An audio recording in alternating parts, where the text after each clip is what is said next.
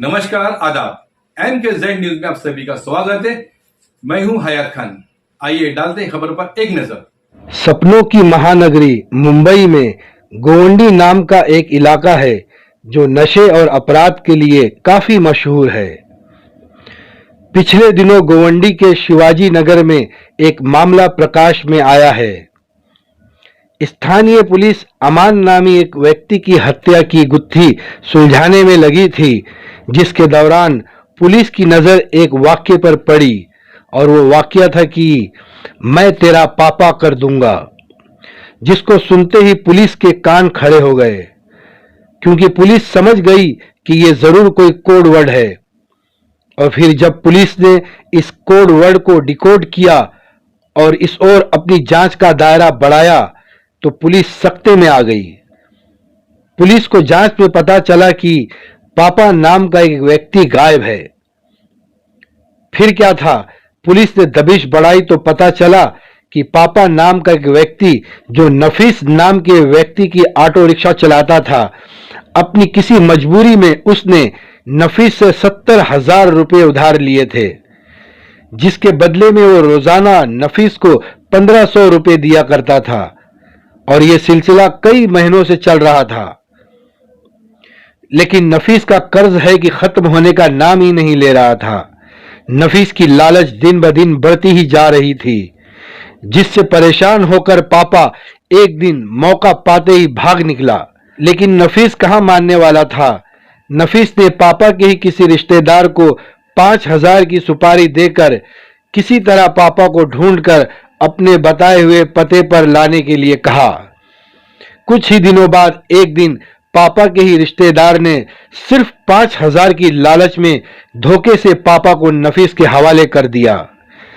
पैसों के भूखे नफीस के सर पर पहले से ही खून सवार था।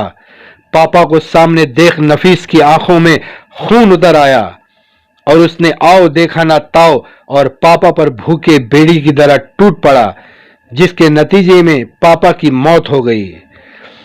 तब जाकर पुलिस को पता चला कि अमान की हत्या करने से पहले नफीस ने अमान को यह कहकर धमकी क्यों दी थी कि मैं तेरा पापा कर दूंगा। आइए जानते हैं कि इस केस के बारे में डीसीपी हेमराज सिंह राजपूत ने और क्या कहा।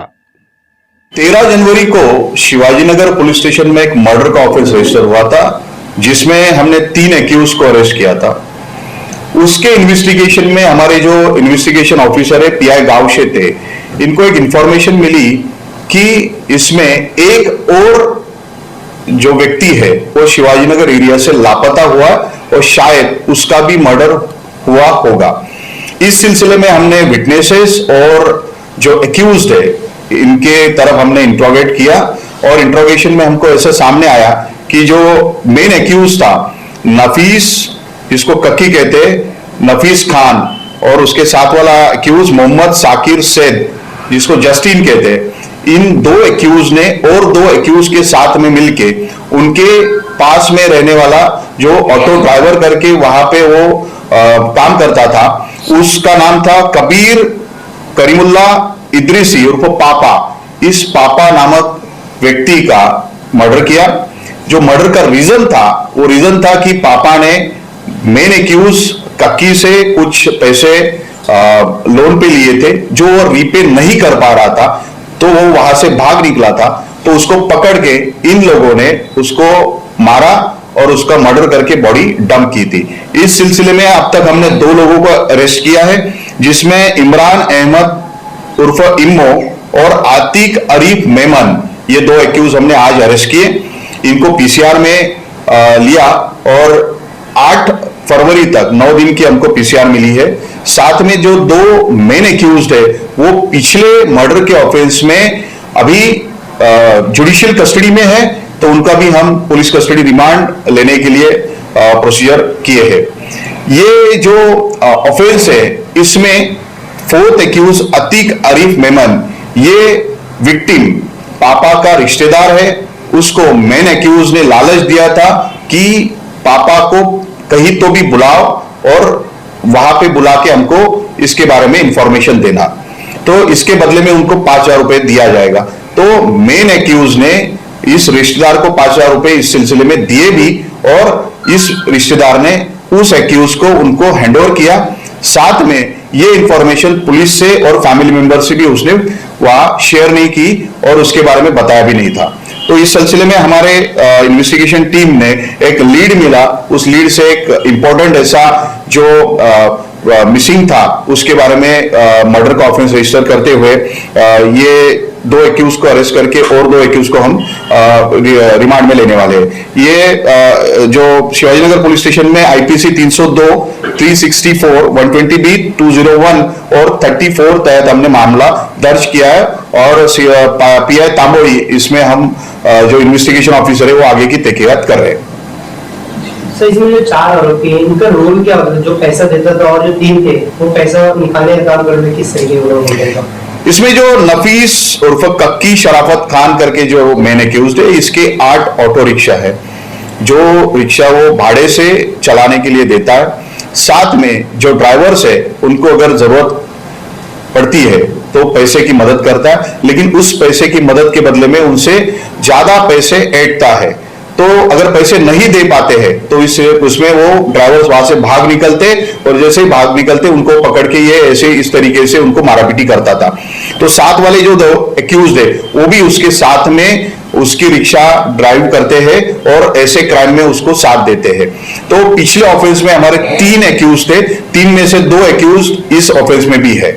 तो मारने के लिए क्या कोई वेपन और हथियार का इस्तेमाल हुआ इसमें मारापीटी करते वक्त रॉड का इस्तेमाल किया और लातों से और हाथों से भी उनको मुक्के से भी मारा गया। सर अभी किसी क्रिमिनल रिकॉर्ड है सर? इसमें जो कक्की करके एक्यूज है उसका एक पहले का मर्डर जो है, इसके अलावा उसको 2019 का एक बॉडी ऑफेंस है और उससे पहले वाला एक बॉडी ऑफेंस है। उसमें एक ऑफिस जो क्रिमिनल है उसका प्रीवियस रिकॉर्ड है। तो मारने के बाद बॉडी लोगों ने कहाँ फेंकी? बॉडी की हम तफ्तीश कर रहे हैं। न्यू बॉम्बे एरिया में बॉडी उन्होंने डंप किया करके बताया, हम बॉडी खोज रहे हैं। और कितने दिन का पीसी लिया था? इसमें 9 दिन का पीसी है, 8 फरवरी तक। और क्या सब आरोपी अभी फिलहाल कस्टडी में हैं? 2 मिले हैं और 2 को हम जुडिशियल कस्टडी से हमारे कस्टडी में लेंगे। सर एक सवाल ये, जो विक्टिम है इसने इनके परिवार वाले लोग क्यों नहीं पता कि इसका मर्डर? जी बिल्कुल, इसमें पापा के जो रिश्तेदार है उसकी वाइफ है। वाइफ से हमने इसके बारे में इंफॉर्मेशन मिलने के बाद में पता किया तो उनका कहना था कि वो कक्की के पास गई थी। तो कक्की के पास जाने के बाद उसने बताया था कि वो यहाँ पे उससे अच्छा रिपे नहीं हो पा रहा था, इसलिए उसको अच्छे जॉब के लिए हैदराबाद भेजा है और वो हैदराबाद से मेरा लोन जो है वो रिपे कर रहा है। साथ में विक्टिम के वाइफ ने ये भी बताया कि ये कक्की के पास ही रहता था और बहुत दिन तक घर पे भी नहीं आता था क्योंकि जो लोन लिया था उसकी वजह से वो उसके कक्की के साथ में रहता था। तो ऐसी कितनी रिक्शा इसके पास है और कितने लोगों को अब तक इसने और भी ऐसा पैसा दिया हुआ है? इस सिलसिले में हम शिवाजीनगर एरिया में और खोजबीन कर रहे हैं। साथ में उसकी 8 रिक्शा थी, 8 में से हमने अब तक सभी रिक्शा पुलिस स्टेशन में हमने हिरासत में ली है। तो इस सिलसिले में उनके पास में काम करने वाले सभी ड्राइवर्स के हम स्टेटमेंट्स लेंगे और कोई हरासमेंट और हुआ है क्या इसके बारे में हम तफ्तीश करेंगे। दूसरा मर्डर उसका नाम क्या था? जो सेकंड मर्डर हुआ वो कबीर उर्फ पापा करीमुल्ला इदरीसी करके है, जिसका ये मर्डर हुआ। उसकी उम्र 24 साल थी। और ये धमकी उसने कब दिया था कि पापा करना पड़ेगा? ये धमकी जो सेकेंड मर्डर हुआ उससे कुछ दिन पहले उसको जो विटनेस था उसको धमकी दिया था, जिसकी तफ्तीश में हमारे सामने आया कि जो फर्स्ट मर्डर था उस फर्स्ट मर्डर के तफ्तीश में हमने विटनेसेस को जब बुलाना शुरू किया तो उन्होंने उसमें से एक विटनेस ने हमको ये बात बताई, उसके ऊपर हमारे इन्वेस्टिगेशन ऑफिसर ने काम करना शुरू किया था। जो रिपोर्ट हुई थी तो 13 जनवरी को जैसे आपने बताया, तो कितना समय लगा आरोपियों तक पहुंचने के लिए पुलिस को? पहला फर्स्ट ये एफआईआर होने के बाद? फर्स्ट एफआईआर 13 जनवरी को हुआ।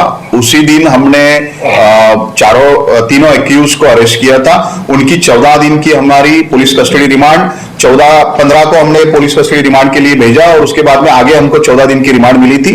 और रिमांड के बाद में ये इन्वेस्टिगेशन में ये बात सामने आई और 30 जनवरी को हमने ये ऑफेंस। MKZ न्यूज के लिए फिरोजुद्दीन शेख की रिपोर्ट।